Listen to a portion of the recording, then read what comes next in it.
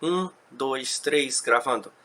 Salve, salve, galerinha! Aqui é o professor Edu e eu gostaria de fazer uma perguntinha para vocês. Vocês sabem utilizar bem os sinais de pontuação? Se não sabem, então fiquem ligadinhos na aula. Roda a vinheta e vamos lá!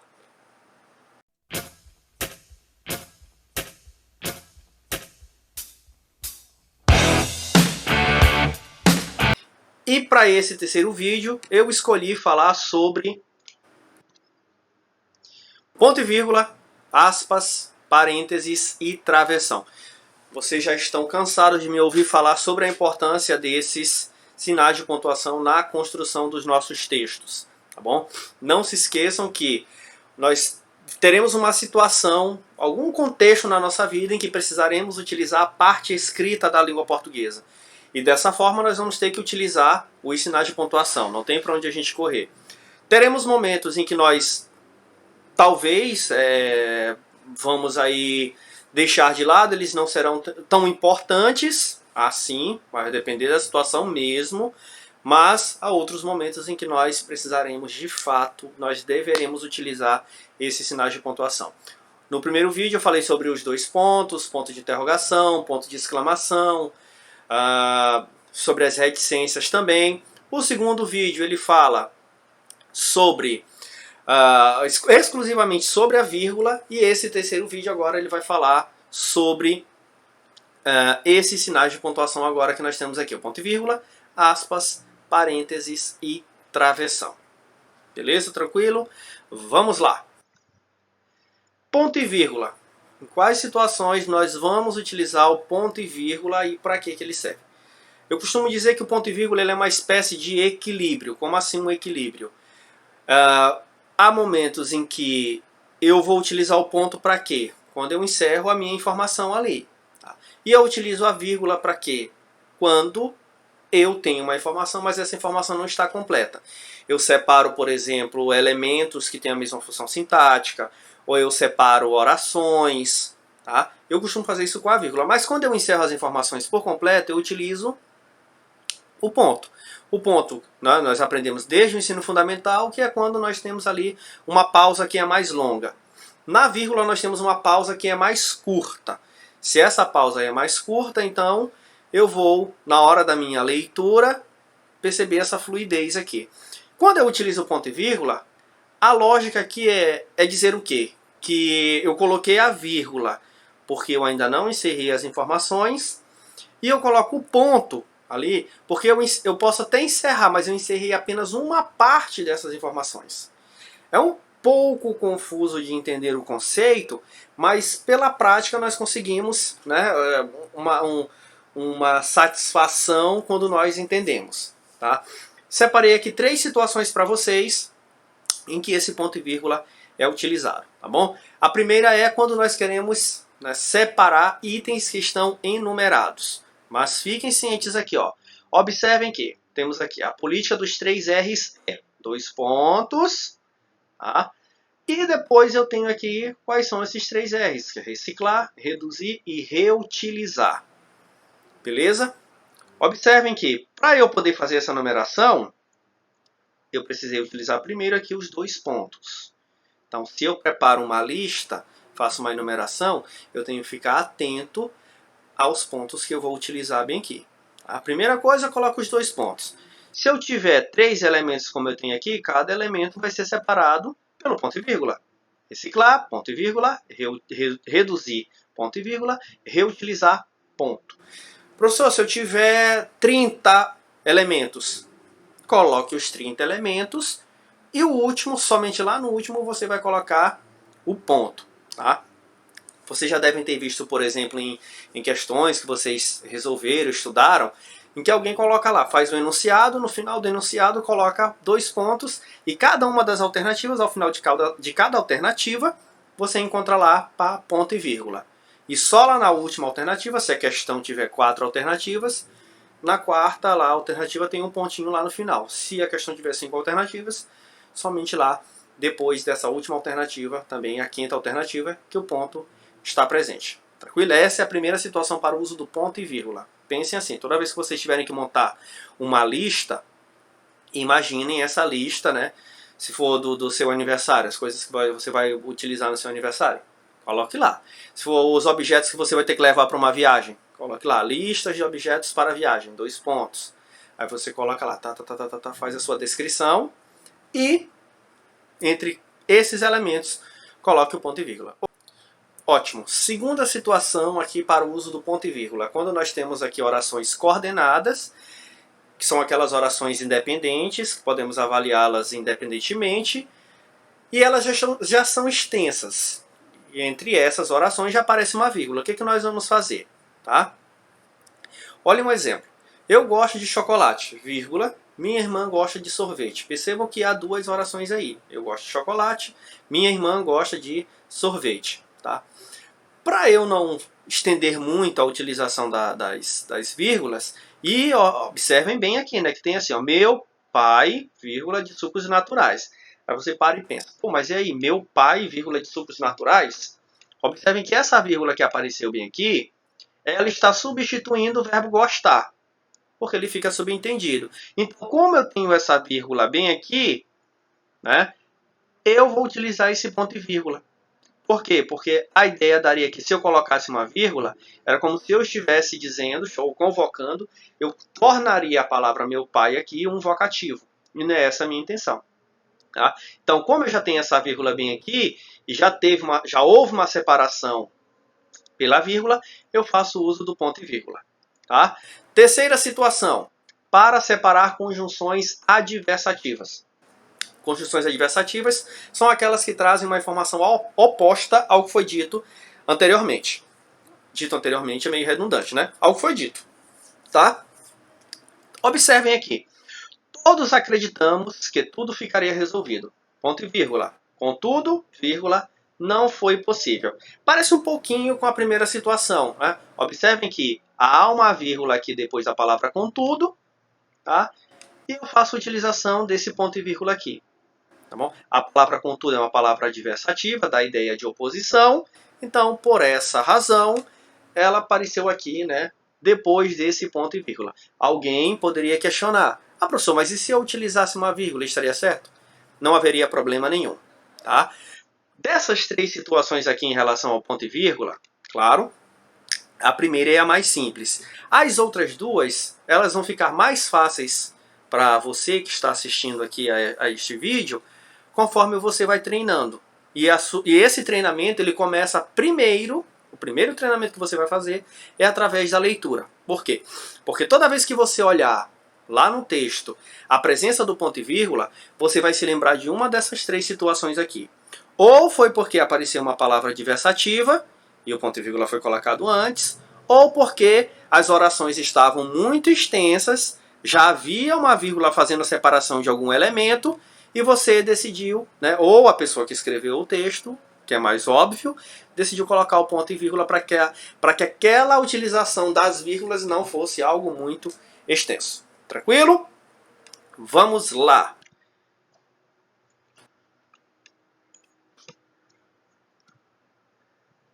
Agora é a vez das aspas, tá? Que são esses 2 símbolos aqui que nós colocamos, né? Às vezes no início de uma frase e quando queremos encerrar colocamos lá no final. Quais são as situações em que nós podemos utilizar, ou que na verdade que nós devemos utilizar as aspas? Tá bom? Primeira situação, para enfatizar discursos. O que quer dizer isso? Enfatizar discursos. Quando você deseja destacar algum elemento. Tá? Numa frase qualquer, você quer que aquele termo fique evidente. Pode ser o motivo que você achar mais interessante, mas a ideia é fazer com que aquele termo tenha um destaque. Tranquilo? Nessa situação aqui, ó, quando viu a nota do filho, a mãe disse: muito bonito esse 0, não é? Aí você para e pensa: a palavra bonito está destacada. Então ela vai chamar mais atenção. A função das aspas já foi cumprida aqui. Tá?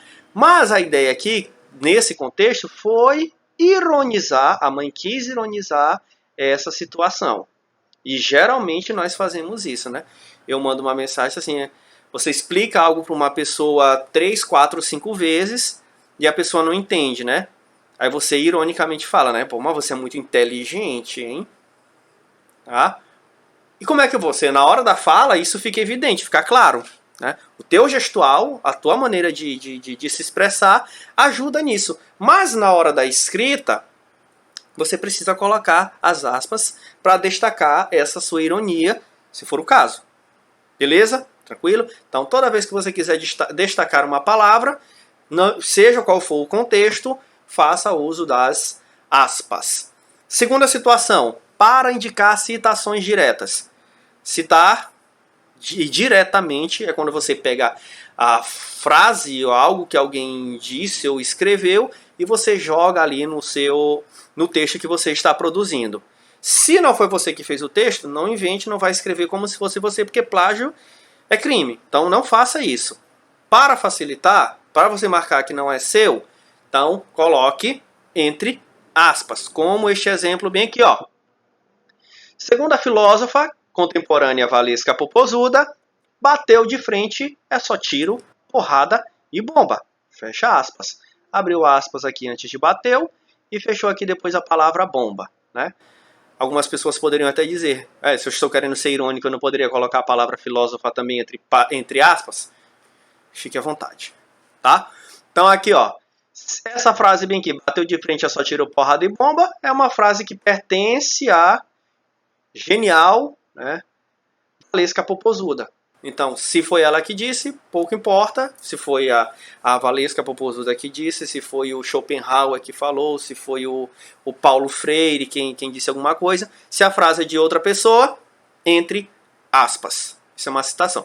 E algo que vai ser bastante útil para o seu texto que você for produzir no Enem, vocês que estão aí que estão se preparando para o Enem, ou para quando você já estiver aí no nível superior, na universidade, na faculdade, você vai ter que produzir trabalhos em que precisará citar alguns autores. Então, se você cita diretamente, faça aí essa citação colocando as aspas. Belezinha?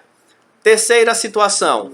Para marcar um estrangeirismo ou um neologismo. O que é o estrangeirismo? É toda palavra que vem de outra língua. A palavra estrangeirismo lembra estrangeiro? Aquele que vem de fora. Então, se eu tenho uma palavra que vem do inglês, que é mais comum atualmente, porque o inglês tem se expandido cada vez mais e tem aí adentrado nos outros idiomas, e principalmente na língua portuguesa, nós vamos considerar isso como estrangeirismo. O neologismo é quando surgem novas palavras. Tá? Como, por exemplo, há uns anos, a palavra Twitter, né, que é uma rede social, e as pessoas começaram a dizer tanto twittar, que é justamente a ação de se escrever a 140 caracteres lá no espaço apropriado. Então, de tantas pessoas falarem isso, twittar, esse verbo passou a ser dicionarizado. E hoje é aceito na língua portuguesa como uma palavra que faz parte da língua portuguesa. Então perceba, uma palavra que foi que era um estrangeirismo, foi o Twitter, depois se transformou no verbo twittar, que aí se transformou, que foi um neologismo, e hoje em dia é uma palavra que está incorporada aí na língua portuguesa e é aceita no vocabulário oficial. Tá? E a questão do neologismo, que são as palavras, justamente essas palavras novas que são criadas. Então, da própria palavra Twitter, que é um estrangeirismo e que depois se tornou um neologismo, nós temos essas duas situações. Aqui como nesses exemplos. Observem o primeiro. Ó. Preciso do feedback de vocês. Nós temos uma palavra na língua portuguesa que é equivalente a isso bem aqui. A palavra feedback, que é retorno. Tá? Mas, de tanto ser utilizada a palavra feedback, que normalmente as pessoas têm preferência por ela. Tá? Você está na sala de aula, o professor diz assim, gente, eu preciso do feedback de vocês. Aí alguns ficam assim, mas o que será feedback? O retorno. Tá? Para me dizer se vocês estão entendendo, se está tranquilo. É justamente o que eu vou pedir agora para vocês nesse momento. Vocês estão assistindo esse vídeo, deem um feedback de vocês. Se estão conseguindo entender, se ficaram com dúvida, deixem nos comentários. Tá? Outra palavra aqui que dá essa ideia de né, neologismo de criação de palavras novas, mas observem bem que essa próxima aqui do exemplo, ó, você precisa linkar melhor as coisas, é uma palavra que foi criada a partir de uma palavra estrangeira, que é a palavra link, que é ligação, junção de coisas, né? Então você você precisa linkar. Observe como a palavra link, que era uma palavra estrangeira, foi incorporada à língua portuguesa e surgiu aí uma palavra nova. Surgiu um verbo, linkar, né? Eu gosto de utilizar também uma palavra aí que foi como um neologismo, que depois passou a ser palavra oficial, que foi a palavra piriguete. Piriguete era uma palavra que foi de tão usada, passou a ser incorporada à língua portuguesa. E hoje em dia está no dicionário tranquilamente. Né?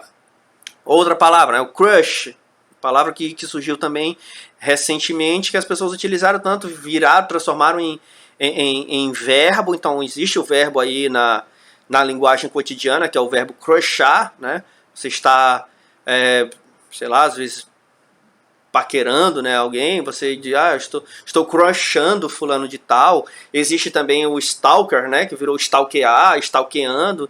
Então são neologismos aí que vão cada vez mais se incorporando ao nosso idioma, e eu tenho certeza que daqui a uns 50 anos mais e mais palavras novas surgirão.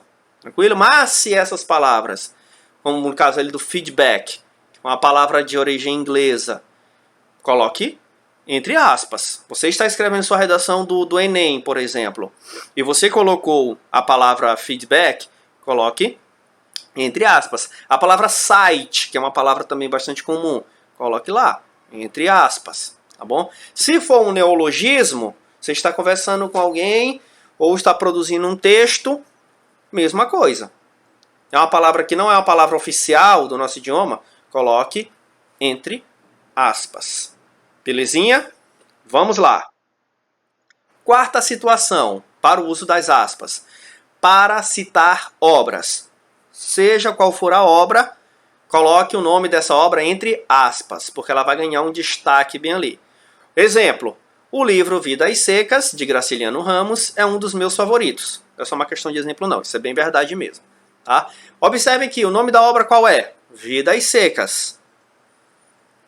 Ficou lá entre aspas para ganhar um destaque. Pode ser um quadro, uma pintura? Pode. Se você utiliza, por exemplo, a Mona Lisa, do Leonardo da Vinci, você vai colocar lá a obra ou a pintura Mona Lisa, de Leonardo da Vinci, é uma das mais famosas do mundo. Coloque lá o nome dessa obra entre aspas. Também para marcar gírias, que esse aqui é algo bastante comum no cotidiano aqui da escola onde eu trabalho, que é a palavra rocheda, né? Os estudantes utilizam bacana quando eles percebem que algo é legal, é agradável, é bacana, é top, né? Utilizam a palavra rocheda. Então, se eles gostaram da aula, eles vão dizer, essa aula está rocheda. Aí você já entende. A palavra rocheda é uma gíria? É. Se você fosse utilizar qualquer outra gíria, você iria utilizar essa gíria entre aspas. Beleza? Tranquilo? Show? Uma questão aqui de curiosidade. Muitas pessoas se perguntam, mas e aí? Eu já vi frases, por exemplo, em que a pessoa começou lá com as aspas, abrindo a frase, e na hora de encerrar, eu fiquei na dúvida, você mesmo, ou vocês que estão aí assistindo ao vídeo, já devem ter se feito essa pergunta. Eu iniciei a frase com as aspas ali, abri aspas e o restante da frase. Lá no final eu preciso colocar um ponto. Esse ponto, tanto faz se é um ponto final, um ponto de exclamação, um ponto de interrogação, ou mesmo as reticências. Eu devo colocar esse sinal de pontuação antes ou depois das aspas? Observem aqui, ó. Olha a dica. O fechamento de aspas deve acontecer depois do ponto, quando a frase está completa. Tranquilo? Eu coloquei a frase inteira, encerrei. Pensem assim, ó. Para facilitar o trabalho, coloquem a frase toda. Encerrei a frase, coloquei o ponto qualquer que seja que você queira para encerrar. Depois que você fizer isso, é que você coloca as aspas. É uma maneira muito simples de se fazer isso. Observe um exemplo aqui, ó. Se eu tenho na frase, né? Essa frase aí que é conhecida por... Virou um bordão, é conhecido por muita gente. Ai, pai, para! Né? Observem que essa frase aqui está completa. Então, as aspas foram abertas aqui e só foram fechadas depois do ponto de exclamação. Então, se eu tivesse bem aqui, por exemplo, ai, pai, para, e tivesse uma continuação, né? Sei lá, qualquer outra informação além disso, aí eu poderia colocar a informação, acrescentar uma vírgula bem aqui, né? Se eu tivesse segundo a filósofa, né, como já foi dito, Valesca Popozuda, bateu de frente, é só tiro, porrada e bomba. Quando eu coloquei a citação da Valesca Popozuda, bateu de frente, é só tiro, porrada e bomba, eu coloco lá as aspas e depois das aspas é que eu coloco uma vírgula e trago mais informações. Tranquilo? Então, a dica é, se eu quero saber se as aspas vão ser fechadas antes ou depois do ponto, eu escrevo a frase toda e depois é que eu coloco. Então, se você colocou a informação do jeito que você quer, todinha, bonitinha, cheirosinha, coloque o ponto e feche com as aspas ali, encerrando tudo. Tranquilo? Agora nós temos os parênteses, tá? Não esqueçam de colocar também um acento ali, tá bom? Os parênteses já são esses dois símbolos bem aqui, né? Todo mundo conhece aqui. São utilizados na língua portuguesa, também são utilizados na matemática, né? Não é uma coisa tão desconhecida aqui, né? Fazer as equações, né? Os termos, alguns elementos aparecem lá entre parênteses. E aí, quando é que eu vou utilizar os parênteses? Quando é que eu vou abrir com os parênteses e fechar com os parênteses? Primeira situação, para indicar citações. Temos aqui uma frase do Antoine de Saint-Exupéry, aprendam logo a pronunciar esse nome, que foi extraída aí do livro O Pequeno Príncipe, uma das obras mais famosas do mundo. O essencial é invisível aos olhos, e só se pode ver bem com o coração.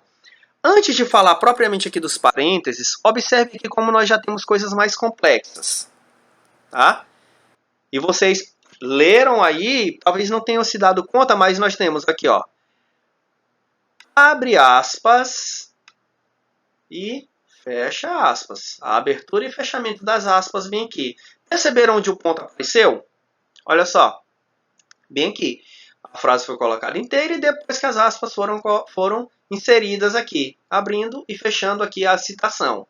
Mas que tipo de citação é essa que a gente tem agora aqui com os parênteses? A citação em referência em relação ao nome do autor desta frase.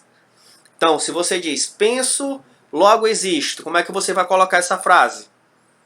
Você vai colocar, abre aspas, né? Penso, vírgula, logo existo. Aí você pode colocar um ponto de exclamação e fecha aspas. Ou fazer daquele jeito que eu já disse. Escreve, penso, logo existo. Você conhece essa frase desse jeito. Penso, vírgula, logo existe o ponto de exclamação. Colocou as aspas, abrindo e fechando. Entre parênteses, você coloca lá o nome do autor dela, que é o René Descartes. Tranquilo? Nenhum segredo, nenhum probleminha aqui, nenhuma dúvida. Show, bonitinho, vambora. Segunda situação. Para identificar indicações cênicas. Tá? Não vão confundir cênicas com cínicas, tá? Cênicas são coisas relacionadas aí ao teatro, por exemplo. Tá? Observe como se comporta aqui nos exemplos. Tá?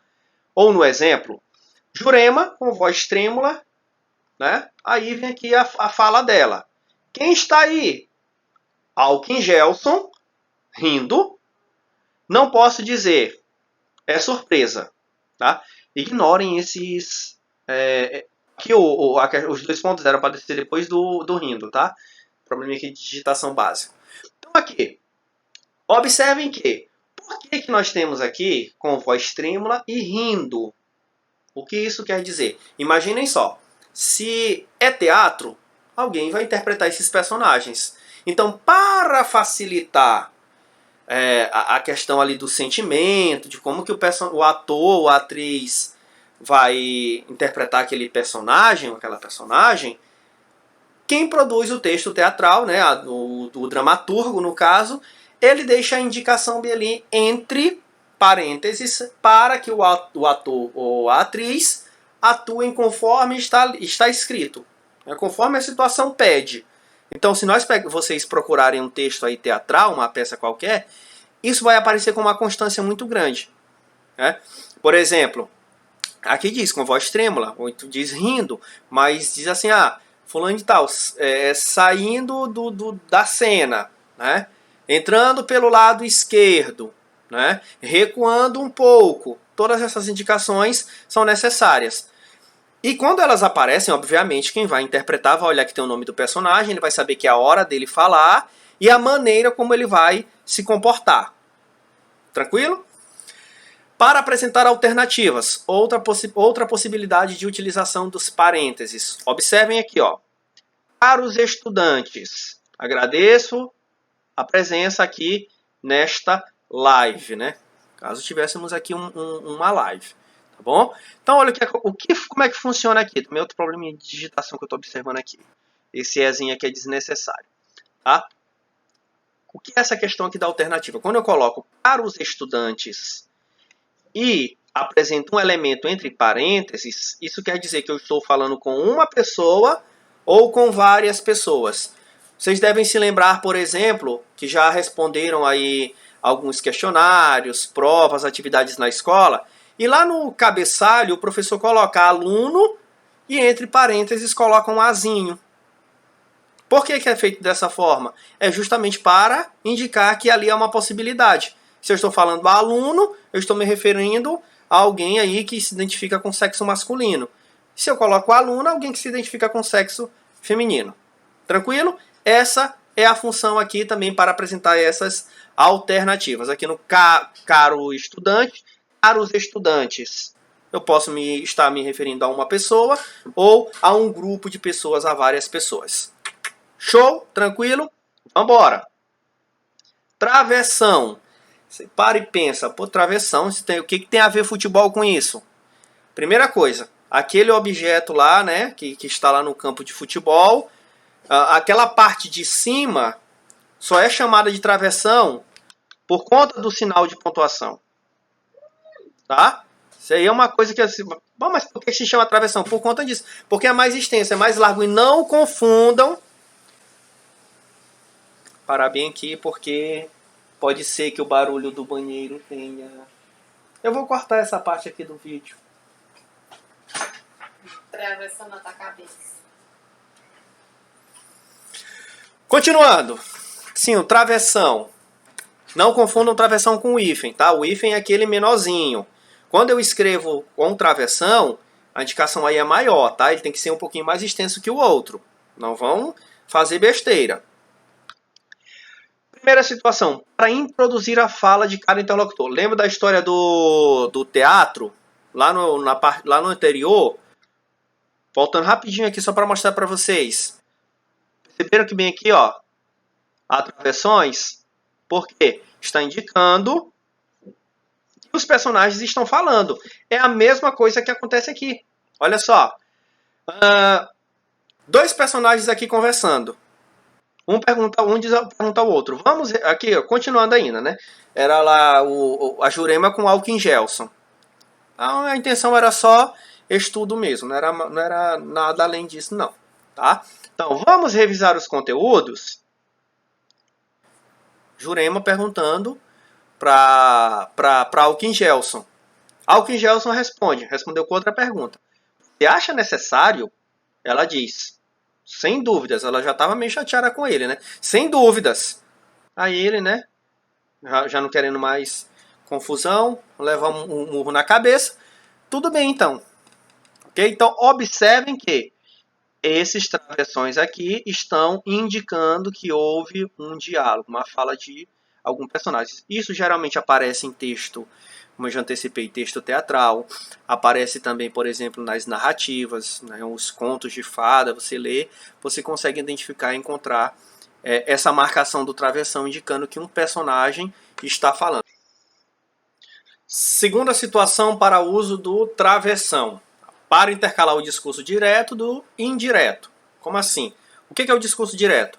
O discurso direto é da forma como que o escritor coloca do jeitinho que o personagem fala. São as próprias palavras do personagem. Isso aparece também em texto jornalístico, quando a pessoa que produz a matéria escreve lá do jeito que a pessoa entrevistada lá disse. O discurso vai ser indireto é quando o autor, ele fala pelo personagem, digamos assim. Tá? Voltando lá para a questão do jornalismo, quando você lê numa matéria, as pessoas diziam que estavam lá com muitos problemas, parará. O jornalista colocou ali, a pessoa que escreveu, produziu o texto, falando pelas pessoas. Mas ele coloca assim, estamos com muitos problemas, né? E colocou entre aspas, né? Relatou uma das pessoas envolvidas. Aí ele fez o uso do discurso direto e também com o apoio do discurso indireto.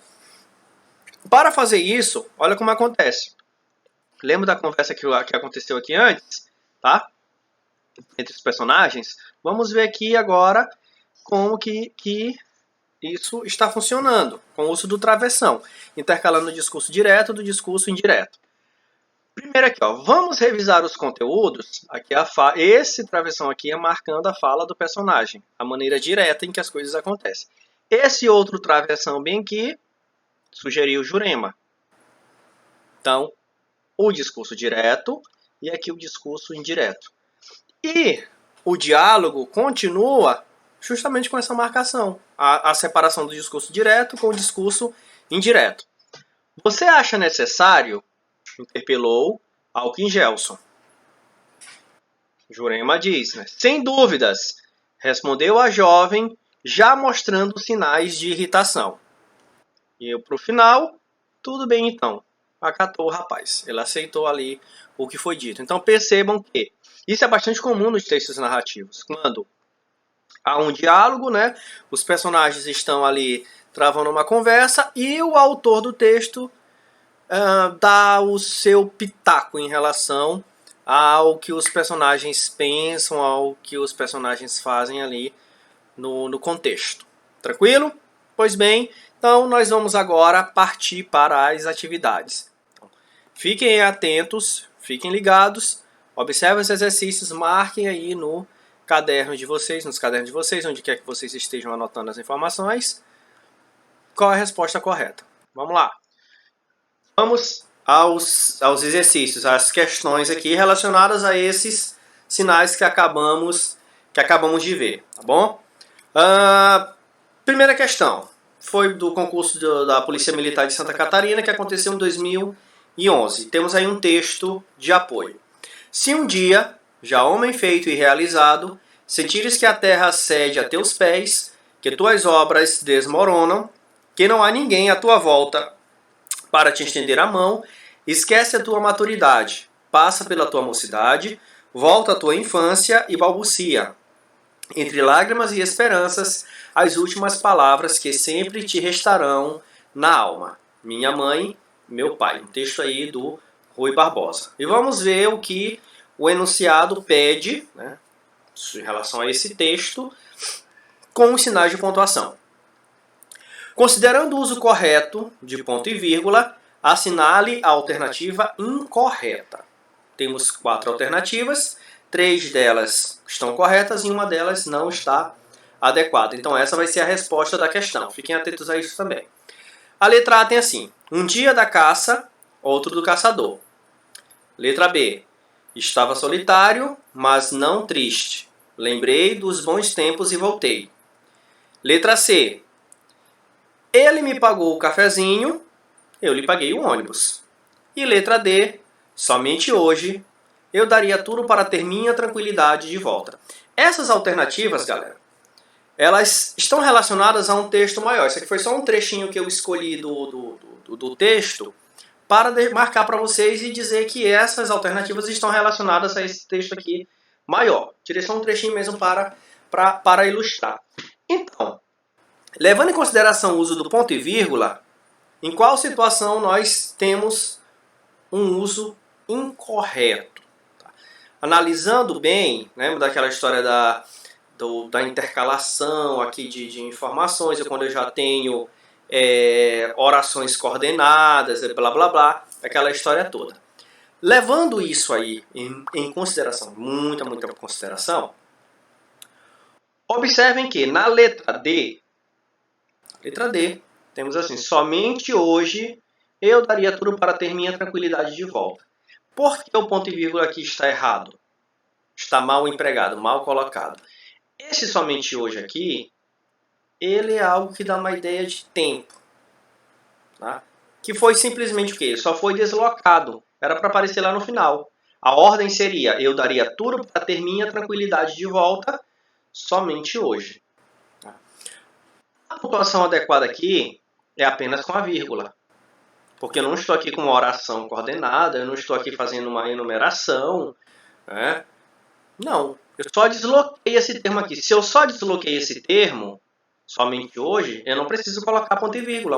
Uma vírgula resolve. Então a resposta aqui desta questão é a letra D. Beleza? Vamos ao segundo. Paulo Coelho disse, né? Tem um probleminha bem ali. Imagine uma nova história para a sua vida e acredite nela. Nesse fragmento, as aspas são empregadas para. E aí, agora sobre o uso das aspas.